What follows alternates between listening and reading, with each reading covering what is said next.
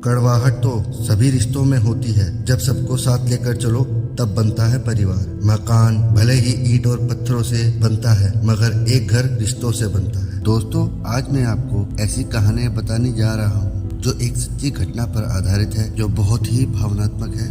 तो चलिए शुरू करते हैं। एक आदमी प्रतिष्ठित करोड़पति बिजनेसमैन था। उसके 3 बेटे थे। उस आदमी ने सबसे छोटे बेटे को अस्वीकार कर दिया था और अपने से अलग कर दिया था, क्योंकि उन्होंने अपने पैरों पर खड़ा होने का संकल्प लिया और पारिवारिक व्यवसाय में शामिल होने से इनकार कर दिया। वह अपनी माँ से बहुत प्यार करता था। वह अपनी माँ के कहने पर घर में एक समारोह होने के कारण लौटा तो उसे पता चला कि उसके पिता की तबीयत बहुत खराब है, लेकिन पिता ने उससे कोई बात नहीं की और न ही अपनी बीमारी के बारे में बताया। पिता को कैंसर था और उसके पास केवल 1 साल का ही समय था। वह अपनी मृत्यु से पहले अपनी स्थिति को प्रकट करने के लिए अपने 2 बड़े बेटों में से एक को अपने बिजनेस का वारिस के रूप में घोषित करने का फैसला करता है। इसे ध्यान में रखते हुए पिता समारोह के दौरान घोषणा करने का इरादा रखते हुए अपने 65वें जन्मदिन को भव्य रूप से मनाने की योजना कर रहे हैं। सबसे छोटे बेटे को उसकी माँ के कहने पर बुलाया जाता है। सबसे छोटा बेटा केवल अपने घर को टूटने से बचाने के लिए आता है। पहला बेटा अपनी पत्नी के साथ दूसरी महिला के साथ भी धोखा कर रहा है और इस प्रक्रिया में अपनी बेटी सहित अपने परिवार की उपेक्षा कर रहा है। दूसरे बेटे पर एक फाइनेंसर का 50 करोड़ रुपए से अधिक का बकाया है, जो वह पैसा नहीं चुका सका, तो उसने अपने पिता के व्यापारिक प्रतिद्वंदी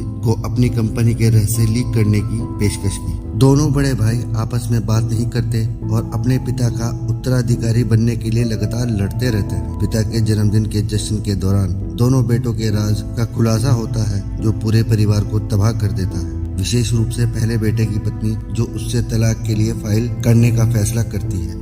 साथ ही पिता ये महसूस करते हुए कि वे अपने व्यापारिक साम्राज्य को चलाने के लिए अपने बड़े बेटों पर भरोसा नहीं कर सकता, पिता अपने छोटे बेटे के पास पहुंचता है, जो शुरू में मना कर देता है, लेकिन बाद में पिता की बीमारी जानने के बाद व्यवसाय संभालने के लिए सहमत हो जाता है। दोनों बेटे ईर्ष्या और निराशा में घर छोड़ देते हैं और अध्यक्ष के रूप में तीसरे बेटे से छुटकारा पाने के लिए अपने विपक्ष के साथ हाथ मिलाते हैं। लेकिन तीसरा बेटा बाधाओं को पार करने और पारिवारिक व्यवसाय को संभालने का प्रबंधन करता है। इसी दौरान पहले बेटे पर एक परेशानी आने पर तीसरे बेटे द्वारा उन परेशानियों से बचाने के बाद पहला बेटा को अपनी गलतियों का एहसास होता है और वह अपनी पत्नी व बच्चों के साथ सुलह कर लेता है।